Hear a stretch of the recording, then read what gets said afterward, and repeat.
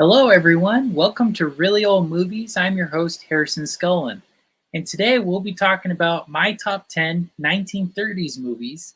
And this is in continuation of last month's live stream where I talked about my top 10 1920s. And so, yeah, thanks for everyone for coming on today. And I'm sporting my Mickey Mouse t shirt in honor of the 1930s. And yeah, just long story short, it's a pretty good decade, pretty interesting. And all 10 of these movies are really, really good. I had the hardest time deciding where to put what. So basically, I based it on my letterbox score for them, but also how many times I've seen them and if I would rewatch them again. So without further ado, let's go and get into my top 10 list. Okay, so this is my number 10. This is The Invisible Man. And I have a copy of it right here in this Universal Monster movie collection. And what I really like about this one, I really like Claude Rains. He's a really good villain. He plays the Invisible Man himself. He's got a great voice, pretty menacing character. And yeah, I really love this movie. And this is one of the earliest movies I reviewed for the podcasts I do. And first time watch and everything. And I just fell in love with it right away. So, highly recommend it. Really good Universal Monster movie.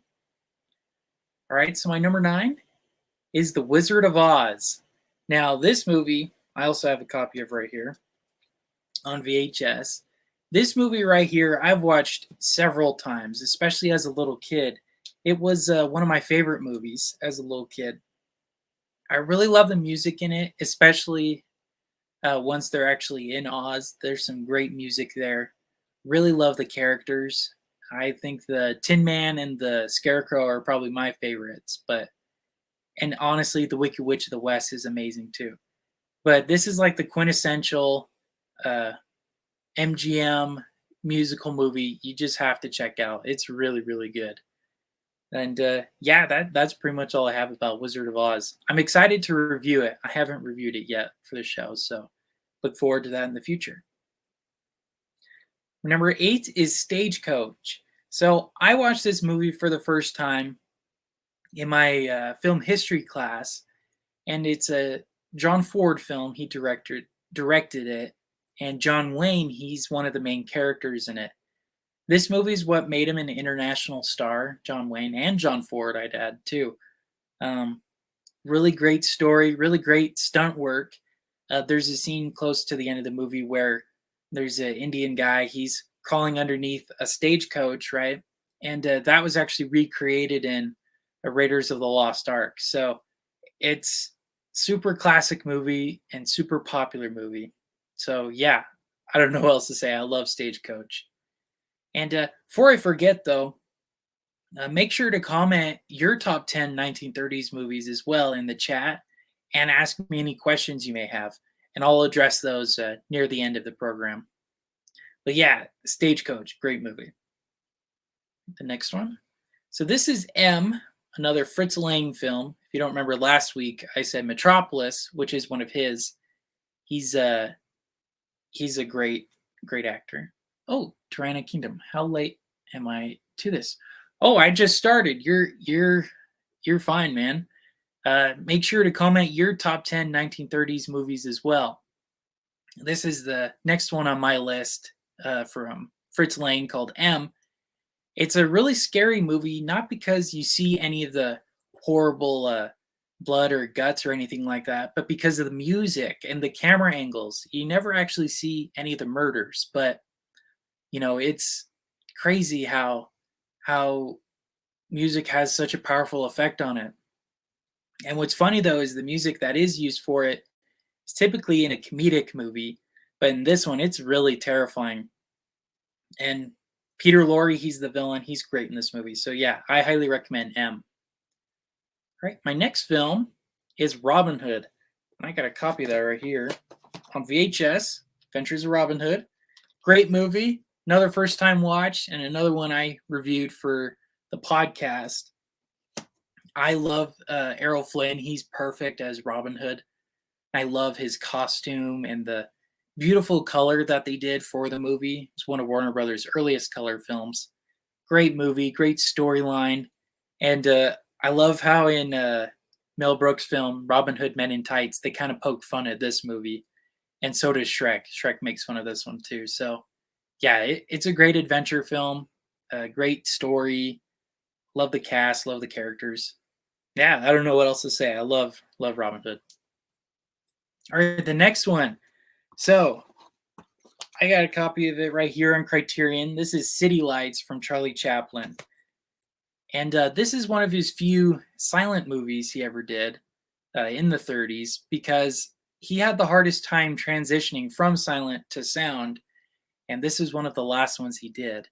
The other one he did, Modern Times, he had some like background music and whatnot. But yeah, he made a great movie with this. I absolutely love the characters in it. I love the flower girl he's trying to get with. Charlie Chaplin is some great visual comedy, and again, it's a silent film still, but really impressive stuff. And I love the boxing scene near the end of the movie. It's really funny how he's like tracking back and forth the the referee. It's hilarious. But yeah, that's my thoughts on City Lights. And the Criterion version that I have right here, it's beautifully remastered. It's a 4K transfer that they dumbed down to 1080p. Beautifully done movie. I don't know what else to say. It's a beautifully done film. All right, my next one is Dracula, and I got that right here. Again, in this Universal Monster collection. I love this movie. I actually added a clip from it in my intro here. It's probably the greatest Universal monster movie. I love Bela Lugosi as the character. He's amazing. I love his costume. I love his, how scary he is. It's really impressive stuff. And yeah, I really like this movie. Um, I heard that there's a Spanish version of it that they made at the same time as this movie. It's pretty much beat for beat the same film. So someday I'd like to check that out because I've heard some instances it's better than the Bela Lugosi and vice versa. Sometimes Bela Lugosi is better. So it'd be worth checking out at some point. But yeah, I love this movie. All right, next one. So this one I've only seen once, but I was totally blown away by it. It's All Quiet on the Western Front. This is an Academy Award winner for Best Picture, and what I love about this movie is it's from the German point of view in World War One. Typically, we see from the British or the French side, but not really the German side. And it really shows that it didn't really matter which side you were at the end of the day. They still thought they were doing the right thing, and they still thought they were good men, And it really shows that how complicated war really is. And also on top of that, I love the stunt work they did. It really looked like they were blowing up people and tanks and planes and all of that. Really impressive stuff. And the music was haunting. It's a powerful movie. Very depressing movie. I don't know if it's one I want to rewatch anytime soon, but it's a good film. It's very impressive, especially for a 1930 movie. It's phenomenal. All right. Now the next is King Kong. Now, I love this movie. I love the special effects for it. I especially love King Kong himself. He's pretty scary, and I love when he's climbing on top of the Empire State Building.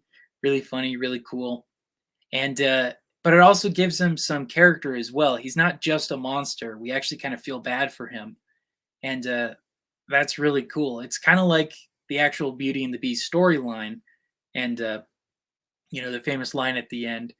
It was Beauty who killed the Beast, right? So yeah, I love the special effects. Love this movie, and yeah, I even love the Peter Jackson version from I think it's 2005. I love how he paid a lot of homage and respect to this movie because you can kind of easily make fun of it. Some of the dialogue is a little hokey, a little silly, but he showed it with a lot of respect. So I was very impressed with that. But yeah, other than that, love King Kong, highly recommend it. All right, now the next one This is my number one film from the 1930s. I got a copy of it right here, also on VHS. Gone with the Wind. My goodness. For a film that's 4.5 hours long, it goes by super quick. I love the storyline and the characters, especially Scarlett O'Hara, even though she's just absolutely awful to everybody. It's a great storyline. And in the background, you got the Civil War going on and then the Reconstruction era going on. Some very crazy times in US history. And on top of that, I love the beautiful cinematography they did, beautiful colors and all of that. It's a beautifully made film. The music is really good. It deserves all the praise it gets. I don't know what else to say. I just absolutely love that movie. But yeah, those are my top 10 movies. So now I'll get into the chat, see what you guys are saying. All right.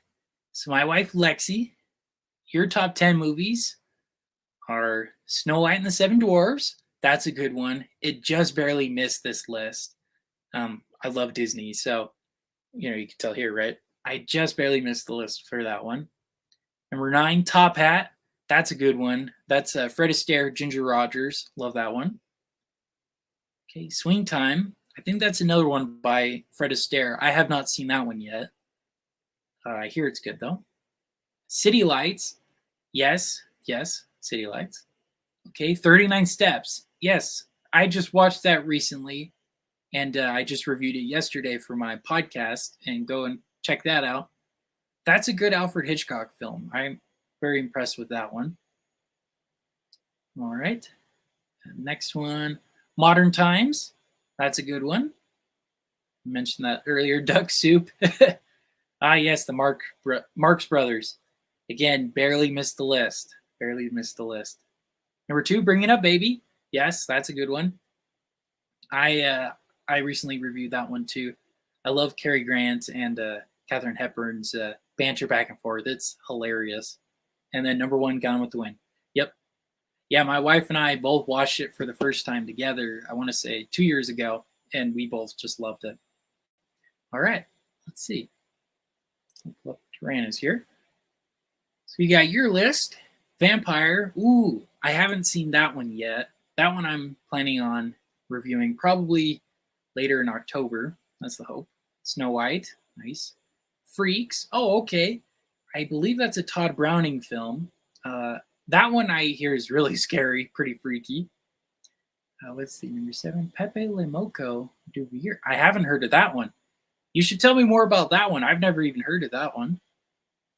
Baker's Wife. Okay, same thing. Haven't heard of that one either. Okay. Modern Times. Classic. Wizard of Oz. Classic. City Lights. Grand Illusion. Ooh.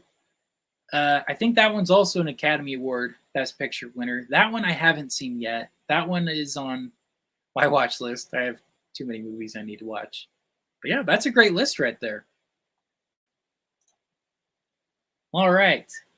Well, that's my top 10 list. And so for the next 10 or 15 minutes or so, I'll answer any questions you guys may have about the 1930s, any other movies you really like, etc. So without further ado. Yeah. Oh, okay. They're both French films. Oh, okay. Yeah, I haven't watched too many French movies, so that's probably why I haven't heard of them. Yeah, let's see. Have I watched any French movies, really? Not really. No, I need to get better at that. All right. Let's see. From my wife, do you prefer black and white or color films, silent or sound? Honestly, that's a very tough question, but I'll answer it. Black and white.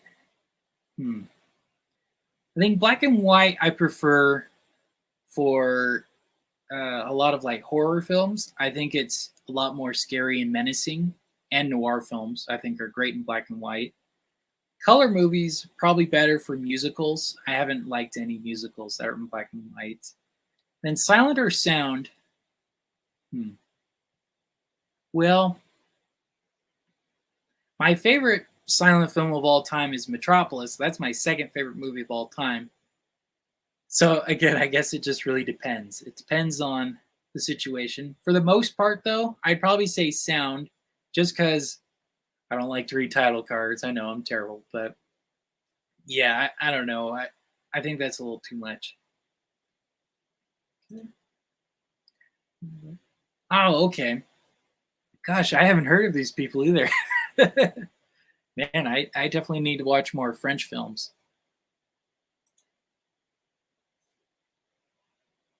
Yeah, let's see. Maybe what are my favorite directors of the 1930s? That's probably a good question.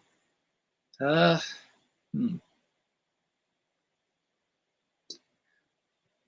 hmm, they're incredible. Yeah, I got to check them out. Where did you watch them at? Are they on like Criterion or anything like that? Curious to see where I can watch those.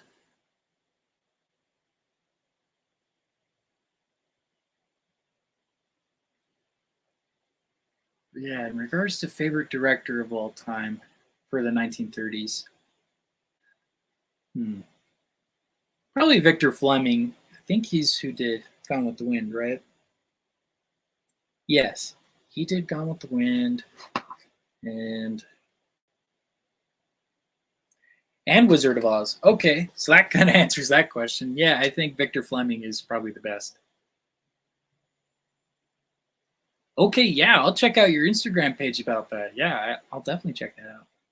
Criterion for most of them. Perfect.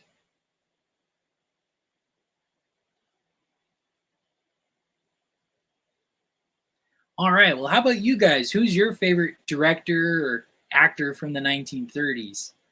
And again, favorite director for me, Victor Fleming. Then actor, hmm, that's tough. Probably Cary Grant. I really like Cary Grant a lot. He's made a lot of great movies. Mhm.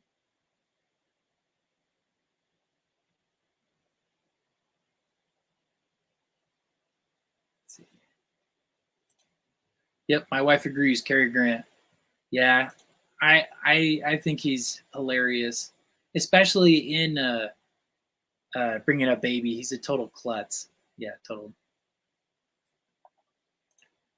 Chaplin.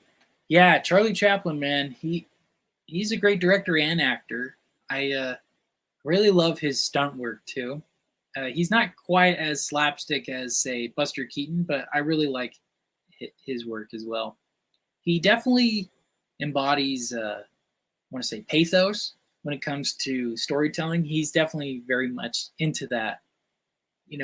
Where at some moments you're laughing with the characters and the other moments you're crying, right? So yeah, he's great for that.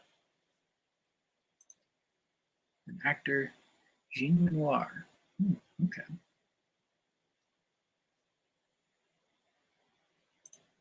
My wife asked a question: did Cary Grant become a real estate agent? I want to say he did. I think he did once he quit acting in the 70s. I think I remember reading that somewhere that when he stopped acting, he turned to other endeavors. If I could Google that real quick. Director Jean Renoir. Oh, okay. He's a director as well. Great. Did Cary Grant become a real estate agent? Let's see. Most of Cary Grant's wealth, this is from Google, most of Cary Grant's wealth came from his acting career. He was also actively involved in real estate, holding board positions at MGM Grand Hotel in Hollywood Park. He was generous, but not spending extravagantly like other Hollywood stars. Hmm, that's pretty cool.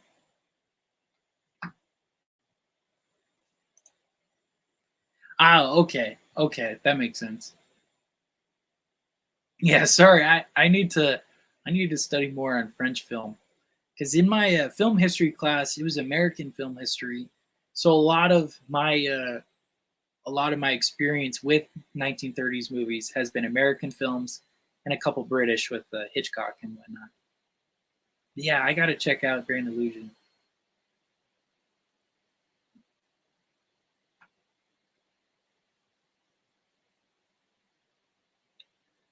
All right. So we'll stay on for a couple more minutes here. And any other questions you guys may have, doesn't have to be movie related, but yeah, I'm all ears. Yeah.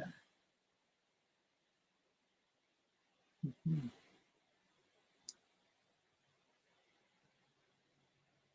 I guess the question I have for all of you guys too, uh, and more directed towards Tirana, do you have a like a specific book or website you like to use for researching movies? Because the last stream I did, I talked about 1001 movies, and I um, really loved that book, and a couple other ones. Okay. When's the next live? Yes, so I will be doing these once a month. I don't have time to do these every week like some of my friends do. The next one will be April 2nd, and that will be about my top 10 1940s. And I'm going to keep going until the 60s, just because that's where I review movies till. I don't want to go beyond that really.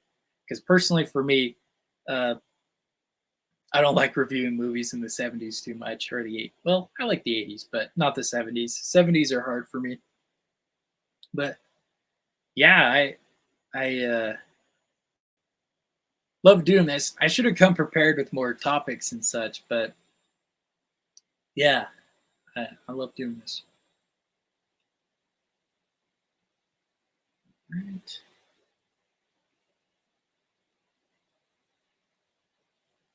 All right. Well, thank you guys so much for watching today's live stream. Um, Thanks again for all your comments, especially from my wife and from Tirana. And yeah, I'll answer one more question here. Yes, I don't have any specific book. Just scour the internet. Yeah, that's kind of what I do too, I guess. Especially with Letterbox. That's probably where I get a lot of my ideas. But all right, well, thank you guys so much for watching. And like I said, the next one will be April 2nd. We'll be talking about my top 10 1940s movies. And until next time, this has been Really Old Movies. I'm your host, Harrison Scullin. Take care.